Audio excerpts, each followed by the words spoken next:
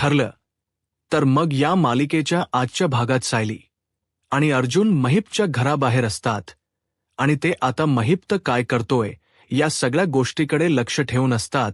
आजचा भाग हा खूपच इंटरेस्टिंग आहे मित्रांनो, शेवटपर्यंत नक्कीच बघा, कारण आज प्रियाला जे काही महिपने केलेलं आहे ना ते एकदमच भयंकर केलेलं आहे.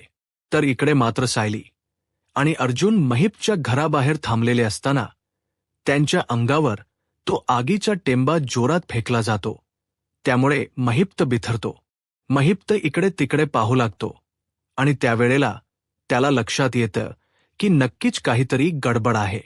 नागराज बाहेर येतो. नागराज महिपला विचारतो की काय झालं आहे. त्याच वेळेला महिप नागराजला सांगतो की हे सगळं ना त्या चितसुंदरीचं काम आहे. तिला तर आपण आता सोडायची नाही. दुसरीकडे अस्मिता काही खात पीत नसते आणि म्हणूनच खूप जास्त टेन्शन आलेलं असतं.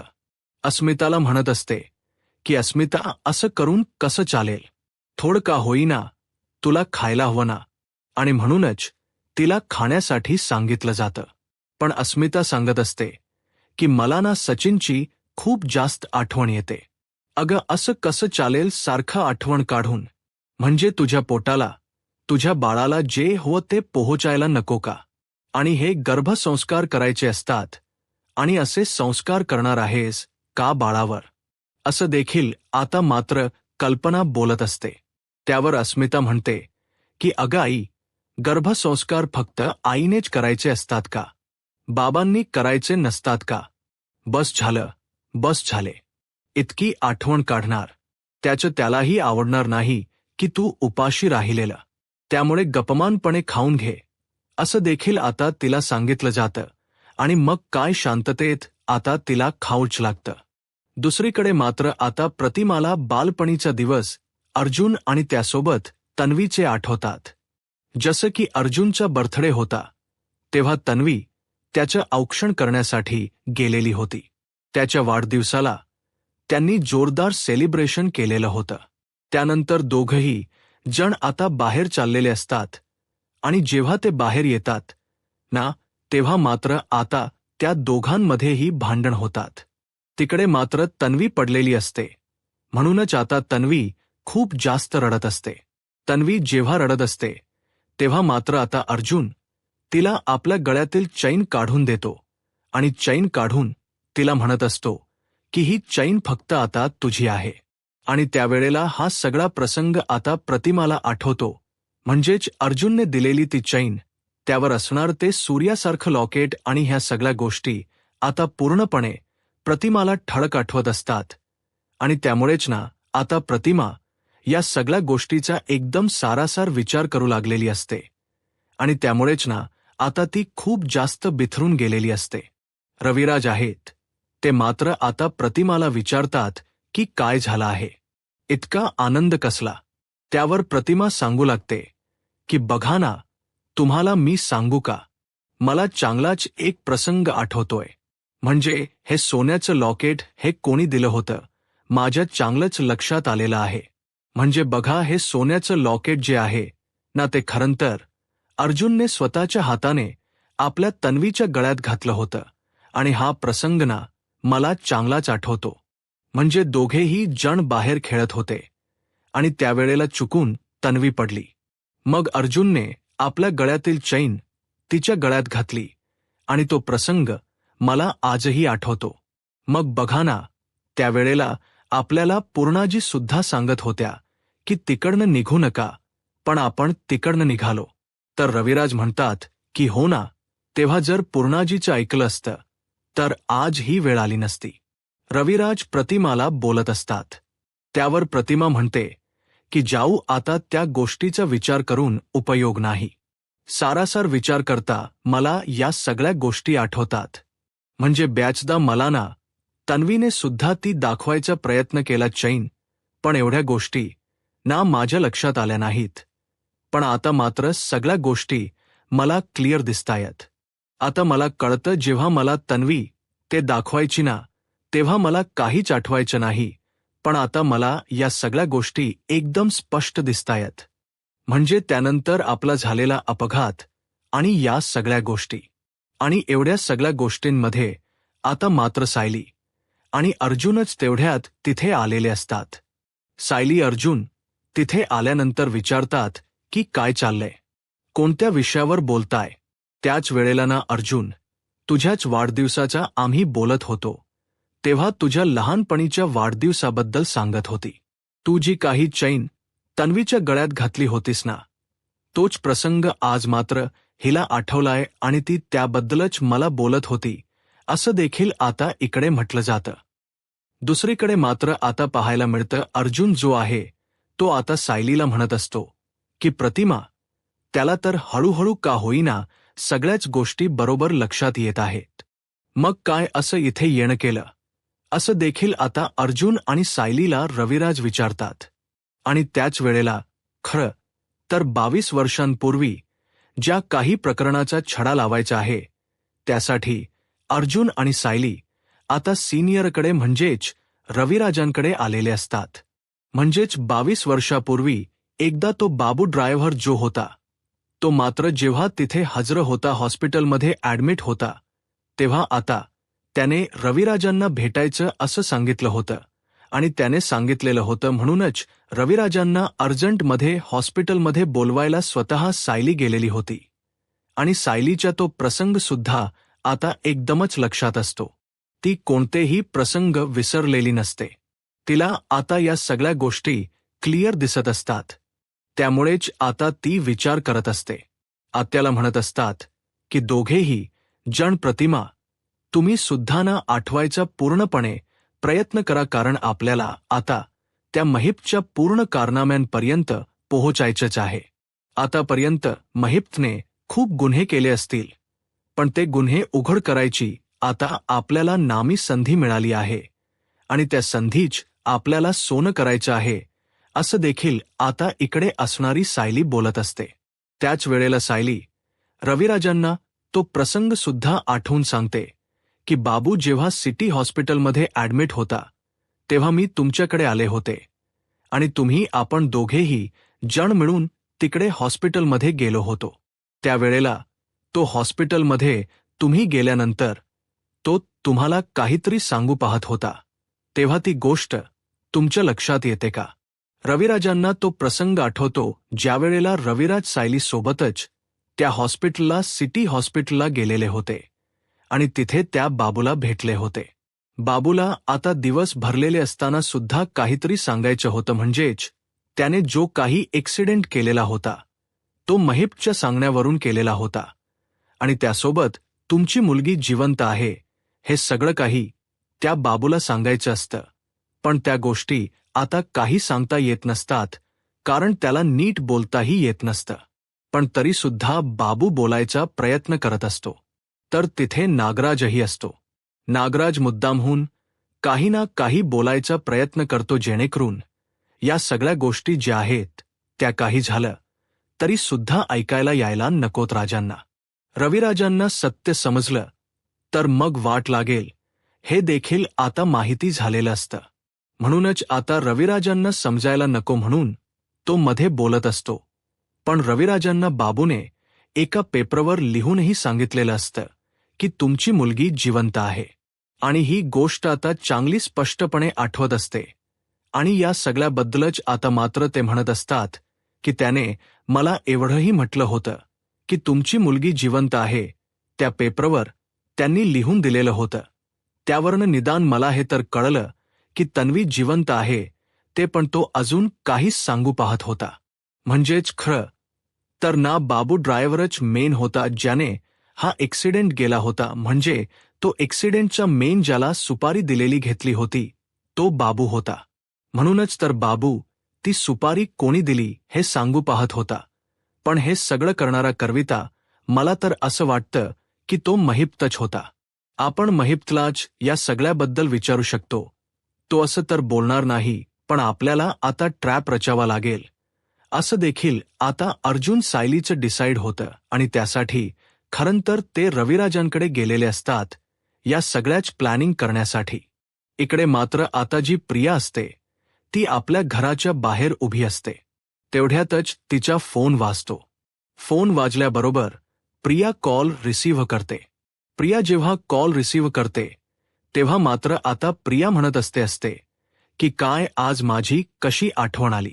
तर इकडे मात्र आता खूपच जास्त रागात ना बोलत असतात ते म्हणजे महिप्त आता रागारागात तिला म्हणत असतो की आई माझ्या समोर नाटक करायची नाही हा.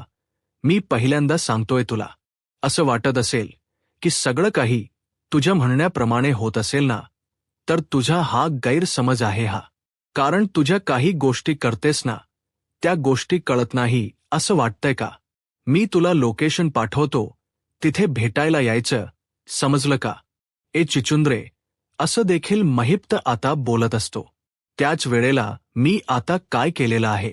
नागराज म्हणतो, तुला 10 वेळा सांगितलंय, तुझ्याकडे असणारा तो व्हिडिओ डिलीट कर, पण तुला तो व्हिडिओही डिलीट करायचा नसतो. मग आता आम्ही तरी काय करू?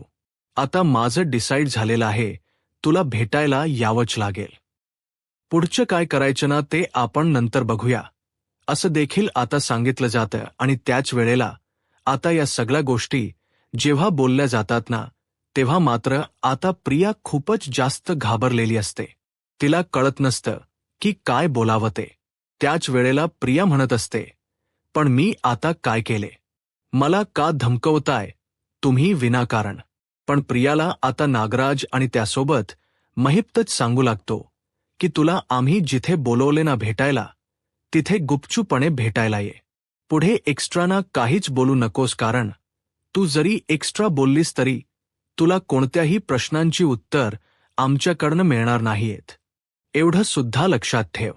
पाठवलेल्या लोकेशनवर लवकर पोहोच, असं बोलून आता महिप्त फोन ठेवून देतो. महिप्त जेव्हा फोन ठेवतो ना, तेव्हा मात्र आता प्रिया विचार करत असते की मी जर काही गोष्टी केलेल्याच नाहीये, तरी सुद्धा त्या गोष्टीला मला का टार्गेट केलं जात आहे. तर दुसरीकडे आता महिपचा पुन्हा एकदा फोन वाजतो. महिपचा फोन आल्याबरोबर आता मात्र नागराज जो आहे तो महिप्तला म्हणत असतो की आता कोणाचा फोन बघ. मी तुला सांगतो, हा चिचुंद्रीचाच फोन असणार आहे. मग अर्जुनने हा फोन त्या लोकेशनवर पोहोचूनच केलेला असतो. अर्जुनने फोन केल्या महिप्त लगेच कॉल रिसीव्ह करतो. तर अर्जुन त्याला पुन्हा एकदा म्हणू लागतो की 22 वर्षापूर्वी तू जे जे काही कारनामे केलेले आहेत ना, ते सगळे माझ्या हाताशी आहेत.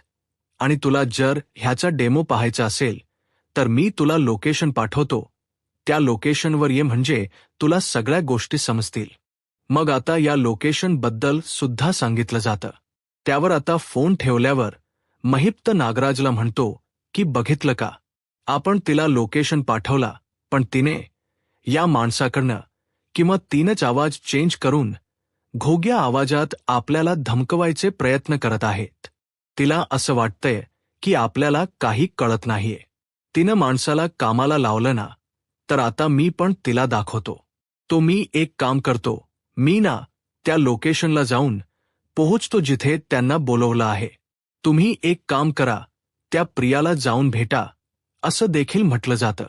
मग काय, त्या लोकेशनला अर्जुन पोहोचलेलाच असतो. अर्जुन आणि सायली आधीच तयारीत असतात. तिथे जाऊन ते दोघेही जण त्या बाबूचा खोटो लावलेला असतो. महिपतही त्या लोकेशनला पोहोचतो. महिप्त त्या लोकेशनला पोहोचल्यानंतर आता मात्र त्या नंबरवर कॉन्टॅक्ट करत असतो, जो नंबर अर्जुनने त्याला कॉल लावले असतो. त्या नंबरवर पण तो फोन आता लागत नसतो. मग मात्र महिप्त म्हणत असतो की कोण आहे इकडे? कोणी मला बोलावलं आहे? कोणाची इतकी हिंमत झाली? त्यांनी समोर या ना. आता सायली आणि अर्जुन झाडाच्या मागे उभा राहून हे सगळं काही पाहत असतात. आणि तेवढ्यातच ना आता तिथे असणारा बॅनर अर्जुन जोरात खेचतो. म्हणजे तो बॅनर ना फोल्ड करून ठेवलेला असतो. जो बॅनर खेचला जातो त्याच्यामध्ये आता बाबूचा खोटो असतो. आणि बाबूचा खोटो बघून मात्र महिप्त खूपच जास्त घाबरतो. महिप्त विचार करतो की हा तर बाबू आहे ज्याला आपण ही मारण्याची सुपारी दिली होती. याचा खोटो इथं कोणी लावला आणि कसा काय? आणि सगळा भूतकाळ आता महिप्तला आठवू लागतो. म्हणजेच जेव्हा हा अपघात घडला होता तेव्हा नेमकं काय काय झालं होतं या सगळ्या गोष्टी आता आठवू लागतात आणि महिप्त जेव्हा बाबूचा खोटं बघतो तेव्हा तो बिथरतो आणि त्याच्या लक्षात येतं की हे सगळं ना दुसरं तिसरं कोणी नाही, तरीही चिचुंद्रीच करते यावर तो ठाम होतो. त्याच वेळेला आता त्या चिचून अजूनचा तर काटा मी काढणारच असं देखील महिप्तने आधीच माइंडमध्ये सेट केलेलं असतं. त्यामुळे आता तो मात्र आता विचार करत असतो. दुसरीकडे आता नागराजला कॉन्टॅक्ट करत असतो, म्हणजेच त्याला इथे घडलेला सगळा प्रसंग सांगायचा असतो आणि त्यासाठी तो नागराजला कॉल करतो. पण नागराजचा कॉल काही लागत नसतो. नागराजचा कॉल लागत नसल्यामुळे महिप्त म्हणत असतो की काय हा नागराज शेटपण. त्यानंतर गाडीत बसल्यावर पुन्हा एकदा तो नागराजला कॉल करतो आणि विचारतो की तिकडे प्रिया आलीये का. मग प्रिया अजून आली नाही. येथेच आहे, मी पण येतोय त्याच लोकेशनला, तिला थांबवून ठेवा. हा आज काही तिला सोडत नसतो बघाच तुम्ही, असं देखील आता महिप्त हा नागराजला सांगू लागतो आणि गाडी सुसाट घेऊन जायला निघतो. तर ऑलरेडी त्या लोकेशनलाच नागराज इकडे मात्र लोकेशनला थांबलेला असतो आणि तो महिप्तचा फोन ठेवतो. इकडे तिकडे पाहतो, त्याला समोरून प्रिया येताना दिसते. प्रिया जेव्हा तिथे येते तेव्हा नागराज म्हणतो, आलीस का? ये बस. आता तुला काय आदरातिथ्य करू का? ओ मी ती तुमच्याशी बोलायला नाही आली. त्याने कशाला बोलावले ते सांगा. काय झालंय आता? तर थांब, तो येतोच आहे. तेव्हा त्याच्याशी समोरासमोरच काय ते बोल. तेवढ्यातच महिप्त समोरून सुसाट गाडी घेऊन आलेला असतो. महिप्तच्या गाडीचा स्पीड आणि प्रिया हे आता एक होणार असतात. म्हणजेच महिप्त डायरेक्टली प्रियाच्या अंगावरच ती गाडी टाकतो. जेव्हा महिप्त प्रियाच्या अंगावरती गाडी टाकतो तेव्हा मात्र प्रिया आपले कान वगैरे सगळं काही बघून बंद करून घेते. तिला असं वाटतं की आज आपलं काही खरं नाही, आज महिप्त आपला जीव घेणार की काय, ही भीती आता तिला वाटू लागलेली असते.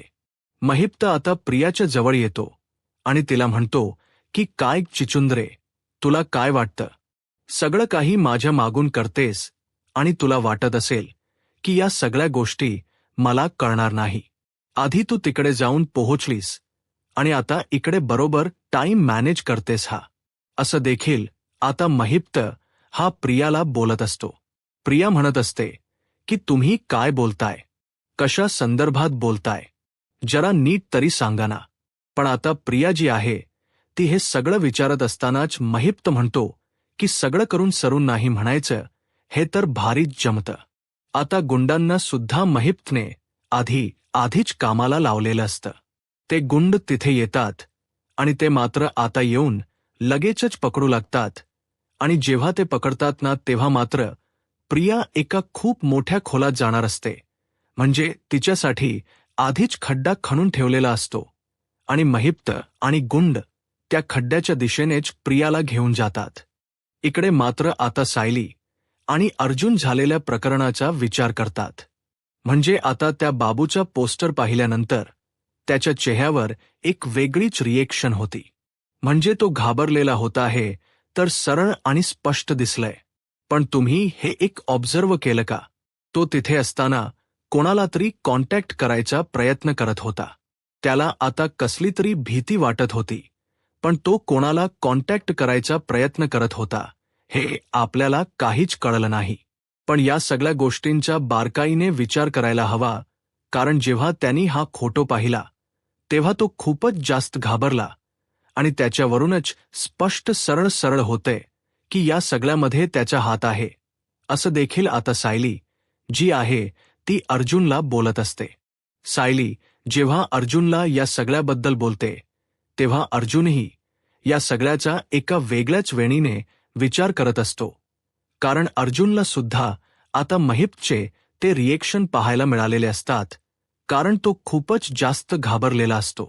त्यामुळे आता महिप्त हा आता असाच आपल्या जाळ्यात हळूहळू का होईना अडकत जाणार आहे आणि त्यामुळेच ना आपल्याला त्याला असंच अडकवायचं आहे. आता आपल्याला पुढची रणनीती आखायला हवी जेणेकरून तो आपल्या या सगळ्या प्लॅनमध्ये अडकेल. म्हणजेच ज्यावेळेला ॲक्सिडेंट झाला होता तेव्हा बाबूला महिप्त ओळखत होता. म्हणजेच महिप्त आणि बाबूचा काहीतरी संबंध आहे हे तर या सगळ्यावरून आपल्याला कळलं आहे, असं देखील सायली आता अर्जुनला बोलत असते. पुढील भागामध्ये सायली, अर्जुन आणि रविराज बोलत असतात. त्याच वेळेला आता आपल्याला त्या महिप्तला पकडायचं असेल तर नवीन काय ट्रॅप आखता येईल याबद्दल डिस्कशन सुरू असतं. त्याच वेळेला रविराज आता सांगत असतात की आपल्याला जर त्याच्याकडनं गुन्हा कबूल करून घ्यायचा असेल ना, तर आपल्याला ती स्ट्रॅटजी आपणावी लागणार आहे.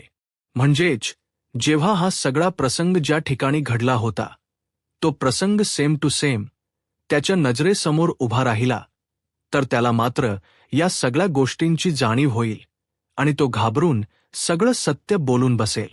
दुसरीकडे प्रियाला हे महिप्तने जमिनीत गाढून टाकलेलं असतं आणि त्याच वेळेला प्रिया मात्र भयंकर चिडलेली असते आणि ती म्हणत असते की मी तुम्हाला काही केलेलं नाहीये, तुमच्या बाबतीत कोणतंही काही बोललेलं नाहीये आणि तरीसुद्धा तुम्ही माझ्या बाबतीत हे असं कसं करू शकता, असं देखील आता ती म्हणू लागते आणि मला इथून आत्ताच्या आता बाहेर काढा, असं देखील ओरडून ओरडून ती बोलत असते. पण दुसरीकडे मात्र रविराज, अर्जुन आणि सायली हे मात्र आता विचार करत असतात आणि त्याच वेळेला आता अर्जुन हा सायलीला म्हणत असतो की जसं सिनियर म्हणतायत तसंच आपल्याला आता करायला हवं.